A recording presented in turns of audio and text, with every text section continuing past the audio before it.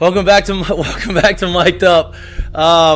We are excited to be joined by the man himself, the guy. I don't want to call him the savior of the NIL, but he has spearheaded the efforts here at LSU. He has been, you see his billboards, you see his face everywhere.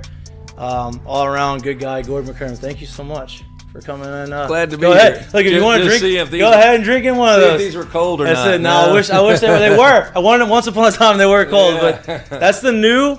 I'm glad. Look, that's a perfect segue into the Heineken's. That's their new can. That's kind of their equivalent to Mik'd Up Ultra. Really? It's a light beer. It doesn't really. If you don't like Heineken, it's probably good because it doesn't taste like Heineken. It tastes just like Mik'd Up. Really? Kind of similar light beer. I haven't had it yet, but yeah. Well, we'll see if they were cold. Yeah, I wish I could offer you a cold beer. On these podcasts. Can So you go ahead and you can pop have one one during them and stuff and kick them back? Digital media. There's no. FTC's not involved. Not at all. I can pop one open anytime I want. Usually on Fridays we drink on the show a little bit, but we have a good time.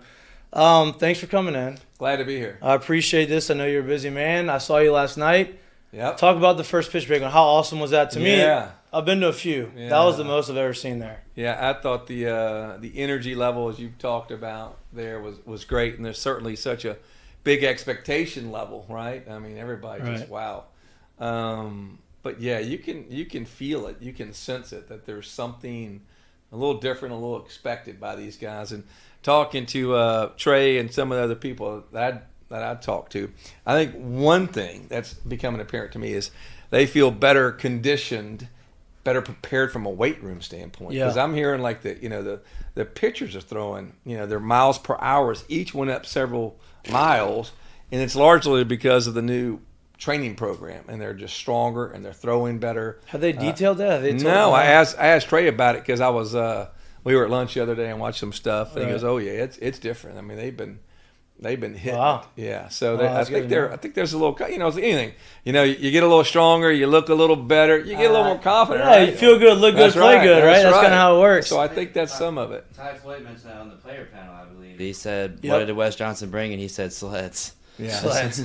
Yeah, I mean, sleds. I think, that's right. Yeah, and I mean they're stronger. I mean, obviously, you see a lot of guys come from college and they go to professional baseball, and then you're like, man, that guy threw 91 miles an hour in college, and now he's throwing 98. Well, he got older, he matured, he got stronger. You understand? So that's right. To be able to do it earlier is a huge thing. Yeah, for sure. You mentioned Trey. Yeah. Right. Obviously, he's part of. You signed an NIL deal with Trey. You have NIL deals with a lot of people see football players, right? And a lot of people, you sign NIL deals with the women's basketball team, which by the way they're. Yeah. I mean, that's special, right? They have something special going over there, but people kind of forget some of the smaller sports, and I don't think baseball is a small sport here, but around the country, maybe so. Right.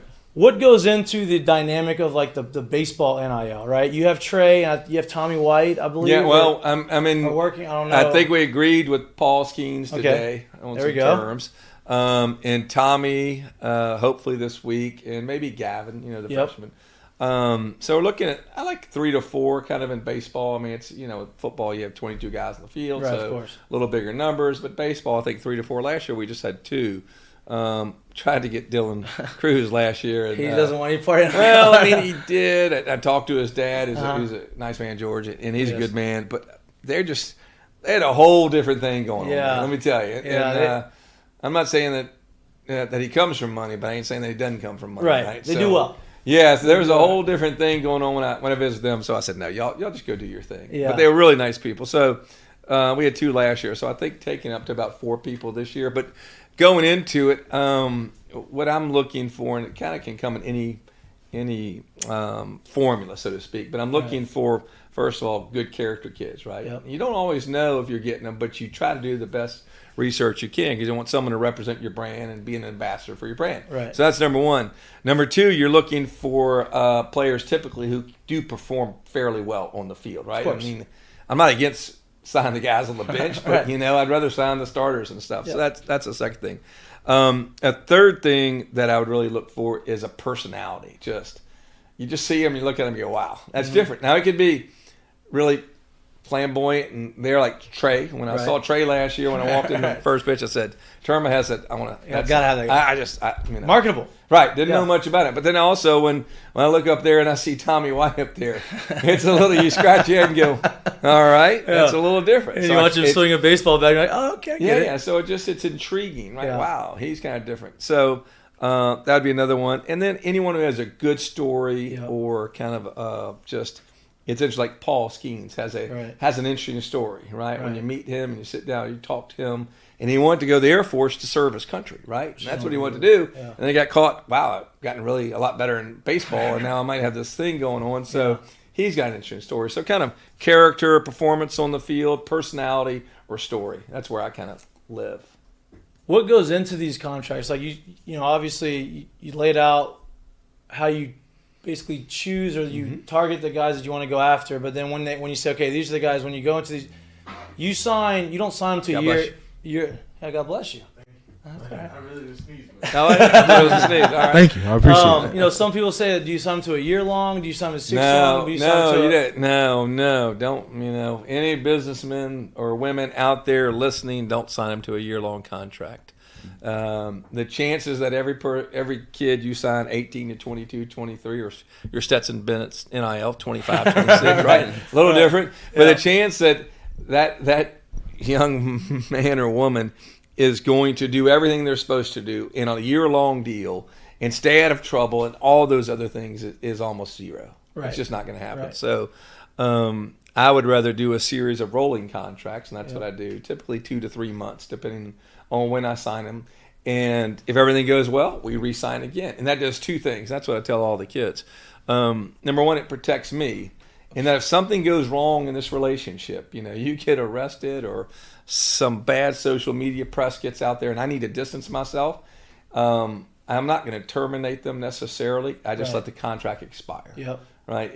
It's a lot better headline for me that I didn't re-sign them than I had to fire them or terminate them, right? And the kid starts hitting me up and so, I got fired, but, he's supposed to be this. I don't want that. Right. So it protects me. Number two, if by chance you have some kid that blows up, right? And all of a sudden he goes from, the bench to starting and just producing. Absolutely. Well, when I signed you the first time, and let's say I'm paying you $1,000 a post, well, you went from 10,000 followers, now you have 40. Well, I got to pay you a lot more money now. So it's good for you. Mm-hmm. You build your name, image, and likeness, reputation up, and your influential value up, then I got to pay you more. Yep. So go out there and do good things on the field, in the community, and you make more money. Now, is that something different than a lot of other places that you've heard? I'm sure that you're kind of, your finger on the pulse of NIL in other areas. Yeah, I don't want to say people don't think through these things enough, but I think... I'll say it for you. I think some of these people, depends on their purpose. I think some of these collectives and directives where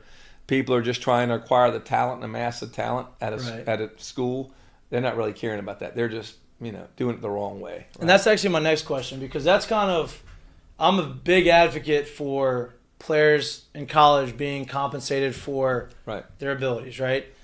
But I am against the way that they're treating, like the way they're trying to recruit these high school. Because listen, when you go into the Major League Baseball or the NFL or the NBA or any professional league, when I played for the Detroit Tigers, I was a starter. Played center field every day. Right.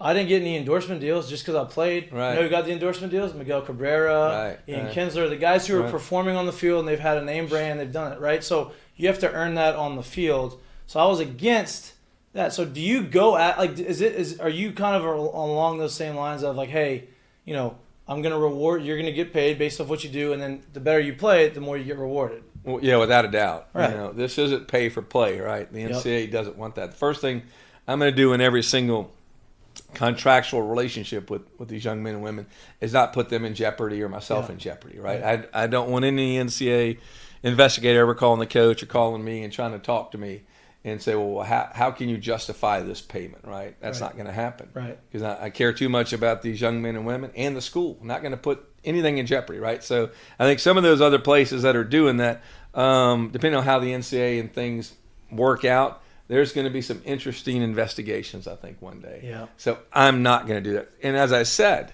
I build it into a short-term contract. There's a lot of incentive for them to do well on the field for lots of reasons, right? Just they want to keep in school. They want to go to the pros. Yep. They can raise their value with me and other businessmen and women. So I'm not going to do one of those heavy deals where you don't do much and you get paid.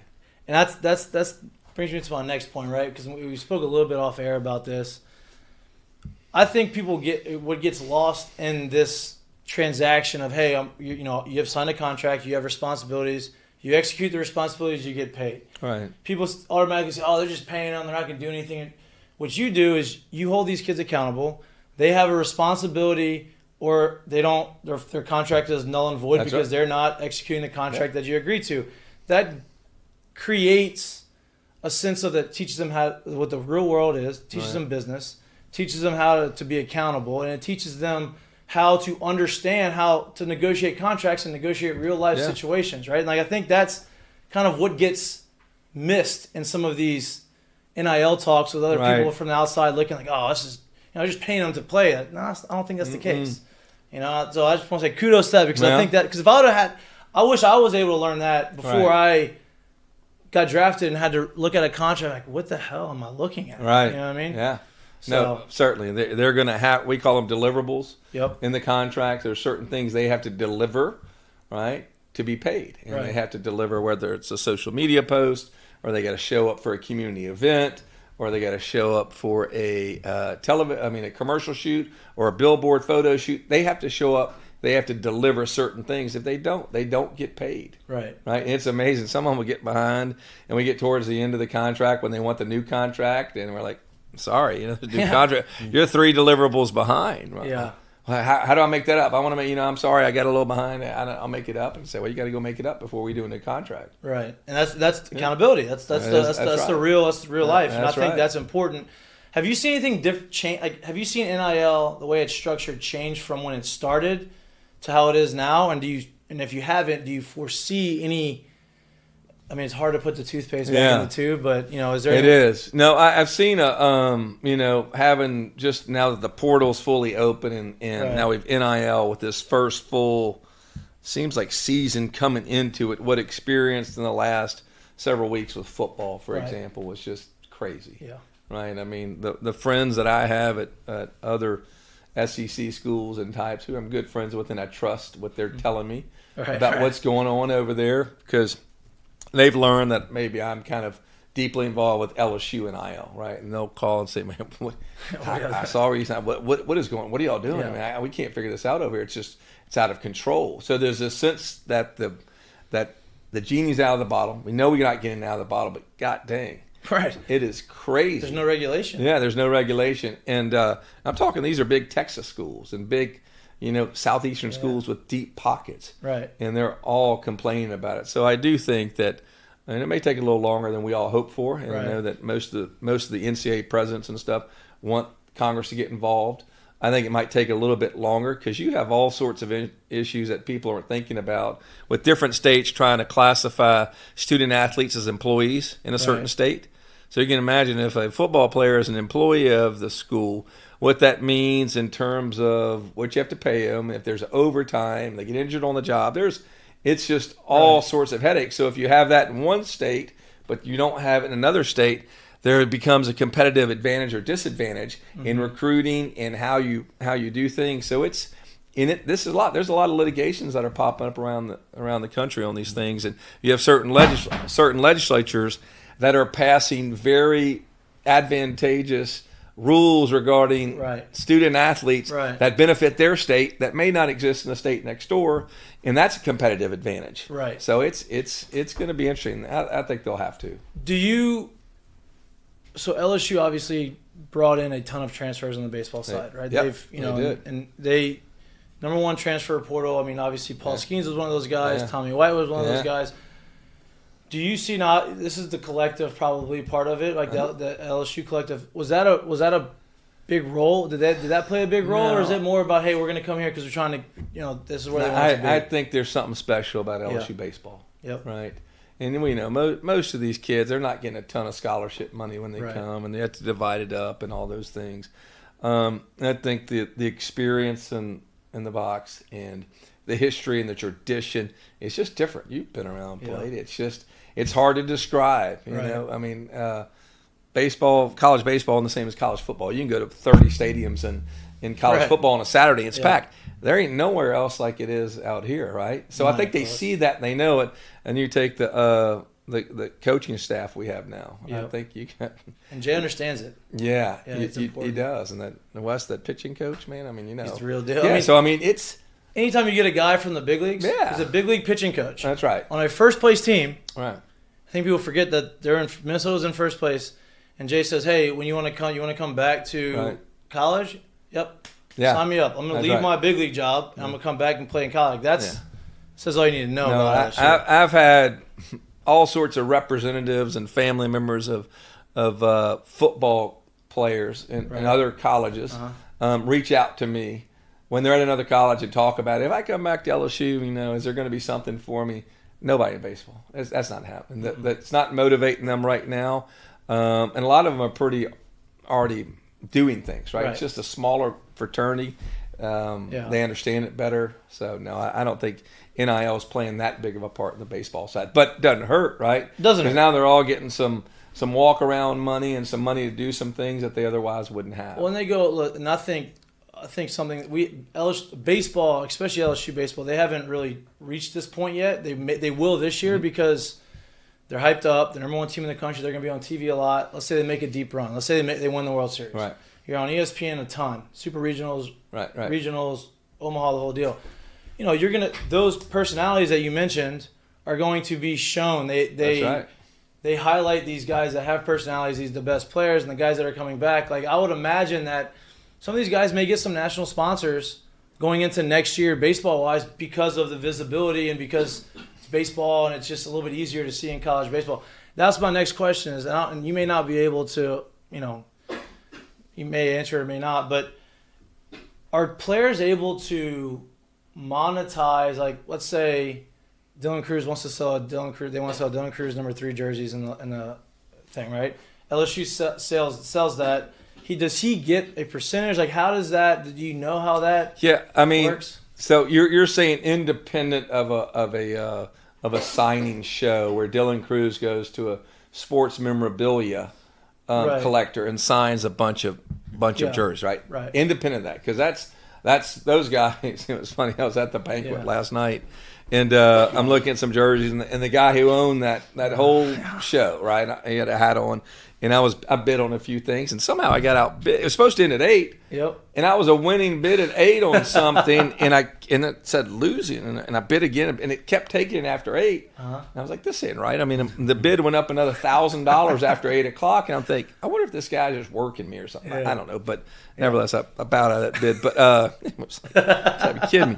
But I'm walking, I'm looking, talking to him, and I said, yeah, I got Perkins coming to sign on Thursday with me. I said, oh well, I do an NIL deal. Right. Yeah, I'm gonna get him to sign a bunch of stuff. So on that, Perk or whoever will just get paid a flat fee, and they sign for 30 minutes and sign 100 jerseys and get $10,000, whatever it is. So you're saying specifically on the merchandise. Like if the school wants to sell the merch of the player, are they able to do that? Like is the school able to say? Oh, you mean like Dylan Cruz's jersey? Yeah. Oh yeah, they're able to do that. Yeah. And is there like now that's a great question. Yeah. And you mean if his name is on the back of the jersey? Exactly. And all of a sudden Dylan's blowing up, or Tommy and him are having a home run baseball derby in terms of who's up there, and they're both selling it.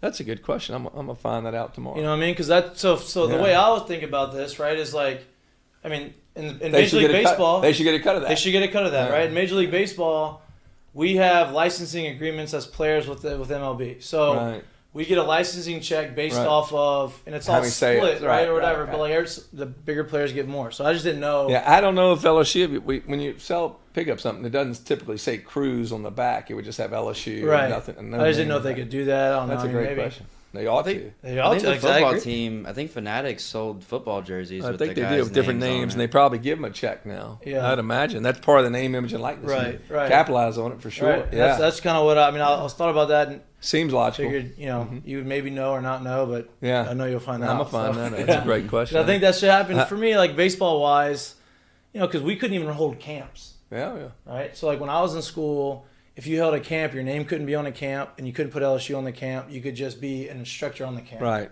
And so now, like for me, baseball, there's a lot of money in camps. Right. I would imagine that.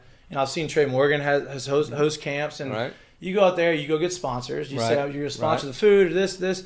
And you go and you have a weekend camp over Christmas and you charge like, that's real money. Right. You're able to do, and that's not really capped. And I feel like that's a pretty good avenue for, teams like baseball guys to be able to be able to do. That's a good question, because that LSU logo is very protected. Right. So I don't know if LSU gives the right to Trey Morgan during the summer to use the LSU logo on his camp stuff, or no, you got to stay away from that and just say Trey Morgan. Yeah. It's gonna be interesting. It's gonna be interesting how they navigate all of that. As far as other schools, I mean other sports within the school. Like we talked about women's basketball. They're doing unbelievable. Obviously, Phenomenal. I think they should be the number one team in the country. I'm biased. Obviously, they're going to prove that they're going to be the number one team here in 2 weeks when they go play at South Carolina. Right. How has been working with Kim Mulkey? How has been working with the team? Because you talk about characters, you talk about personalities. They have a lot of personalities on that team. They have some strong personalities. Yeah, exactly. And how has it been working with them? It's been great. I mean, Kim is everything you would think. If you haven't really got to meet her, you need to sit down and meet her. She's dynamic and as intelligent as you would think she is, valedictorian. Her whole life is just a story of success. Right. When you really look at it, high school, college coaching, everywhere she's gone, and you can see why. She's just that dynamic. So she's been great.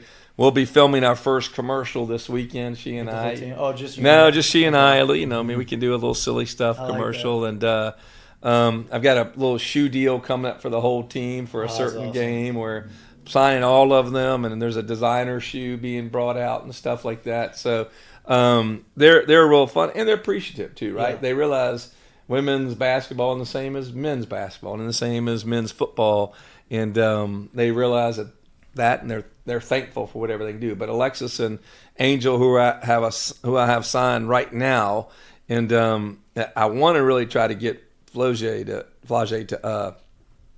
to do a song. I saw the other night when she was sitting right in front of me on, I don't know if y'all watched that game, but she had a little move. She was in the corner and she'd cross and she did a little, it's the old little, in the hand, and the lady went left and she went right. It was great. I said, I want her to try to do a song off my Get Gordon and Get It Done, that little jingle I have, right? Yeah. I'm like, all right.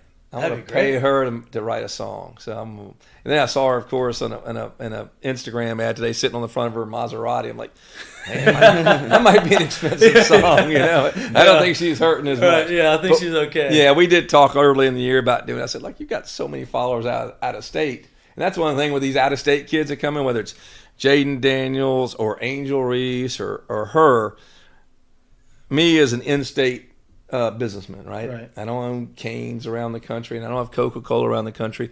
So you have an out-of-state talent that comes here. To these baseball players, the same thing.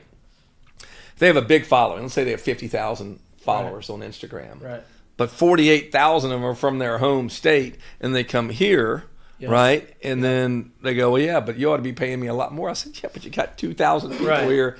And I don't want to disrespect you at all, but it doesn't do anything. Yeah, it doesn't do anything good for me. So that's what Flage. That was our conversation. Is like, you've got a huge following, but it's L.A., Chicago, Atlanta. It's all over the country. Yeah, it's not really going to benefit. I mean, it will a little bit, but so I'm trying to figure that dynamic out because it's happening a lot. It's going to happen more with all these transfer portal kids, right? They're going to come from another state where they've been successful, a big following, and trying to figure that out. But is there a way you could do? Because obviously, the way you advertise is you've done it for so long. You've been so good at it.